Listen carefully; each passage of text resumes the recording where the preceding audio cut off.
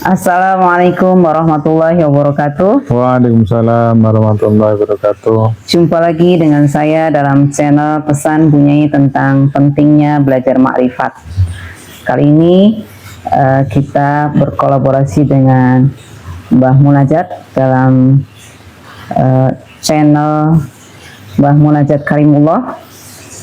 Saya ingin bertanya tentang bagaimana ketersambungan kita kepada Allah SWT,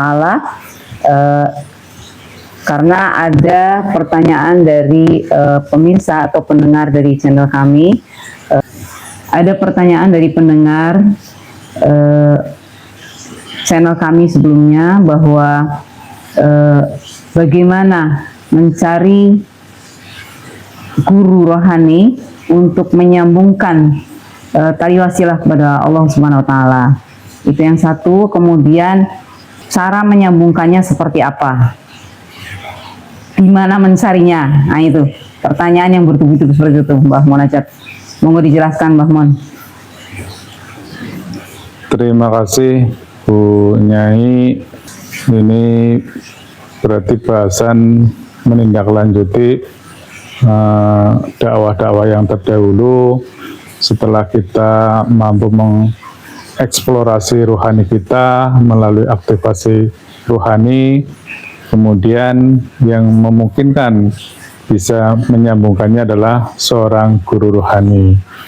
Saya kira menjadi amat relevan dengan pertanyaan tersebut, bagaimana kita bisa menemukan sang guru rohani tersebut dan caranya seperti apa.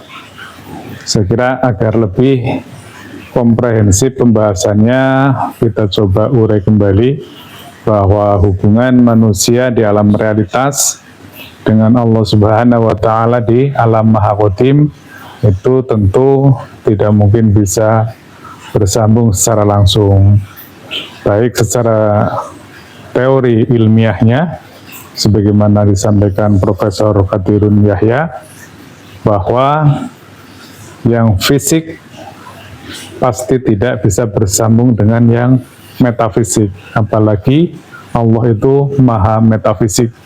Fisik dikali metafisik hasilnya meta. Oleh karena itu ketika Allah bersambung dengan makhluknya di alam realitas, itu pun harus ada tali penyambungnya, yaitu yang disebut dengan tali wasilah sebagaimana Al-Maidah 35.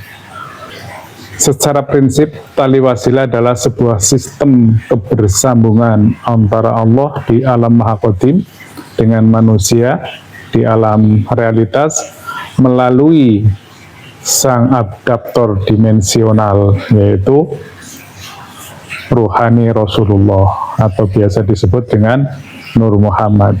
Sehingga melalui beliaulah kita di alam realitas ini bisa bersambung. Namun kita sebagai orang yang awam, yang tentu upaya-upaya kita, riadoh-riadoh kita tidak sehebat para nabi, para sufi, para waliullah. Oleh karena itu, kita sebagai orang awam untuk dapat bersambung ke dalam sistem wasilah tersebut, kita harus mencari seorang guru mursyid atau guru rohani, yaitu seseorang yang telah presisi bersambung dengan sistem wasilah tersebut, sebagaimana disebutkan dalam Al-Kahfi 17. Sebagai perwujudan atas keinginan kita, kemauan kita untuk dapat bersambung kepada sistem tali wasilah tersebut, maka kita harus melakukan upaya-upaya yang lebih dari biasanya. Kita tidak sedang promosi, enggak, ya. Tetapi ketika pemirsa menonton channel yang model seperti inilah, model seperti ini artinya itu sudah secara rohani sungguhnya sudah ditunjukkan itu. Karena kalau kita kaitkan juga ini dengan teori medan kuantum, jadi partikel subatomik yang sama itu akan terhubung walaupun dipisahkan oleh ruang dan waktu yang amat jauh gitu. Saya kira konstruksi pemahamannya seperti itu, Bu Nyai. Jadi saya ulangi lagi, untuk dapat bersambung dengan sistem tali wasilah tidak mungkin kita sebagai awam bisa langsung.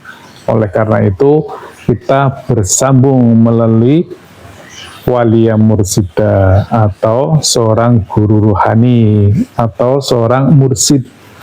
Beliau ini fungsinya sebagai transmitter ke dalam sistem rohani tersebut, karena seorang mursid itu sudah pasti terjamin presisinya, kebersambungannya terhadap sistem wasilah tersebut. Maka di sini memang yang agak ini ya agak cukup pelik itu bagaimana kita bisa menemukan walia mursida yang memang benar-benar waris itu. Dan memang di situ ininya permasalahannya, Bu Nyai. Silakan.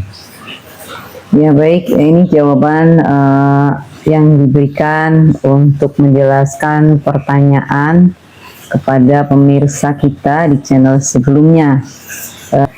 Bagaimana cara mencari guru mursyid tadi. Mungkin kita bisa ceritakan bagaimana pengalaman Mbah Mun dalam mencari guru rohani ini sehingga bisa dipertemukan dan menjadi sangat yakin atau pengalaman yang nyata setelah bertemu dengan guru rohani dan ikut dalam sistemnya. Barangkali ini bisa menjadi petunjuk buat saudara-saudara kita yang masih bertanya-tanya bagaimana cara mencari guru rohani. Monggo Mbah Mun. Ya, terima kasih. Ini mungkin sekedar untuk berbagi ya, bisa jadi tidak pas betul itu ya. Kami itu beragama dalam tataran syariat dianggap sudah lengkap lah ya, dari 5 rukun Islam tersebut sudah lengkap. Dan ketika kami berinteraksi dengan teman-teman itu, kami merasa bahwa kita ini ya sudah masuk surga gitu. Nah terus siapa lagi kalau nggak kita yang ke surga itu, rajin ke masjid, baca Qurannya rajin, ngaji ke sana kemari rajin itu.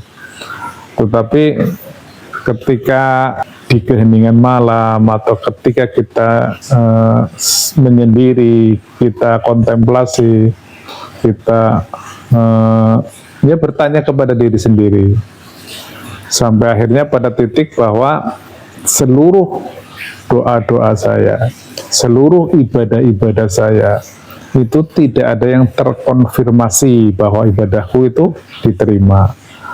Termasuk pertobatan saya yang tentu sudah banyak sekali dosanya gitu, itu ternyata tidak terkonfirmasi, baik dengan melalui sholat tobat, kemudian puasa dan lain sebagainya lah.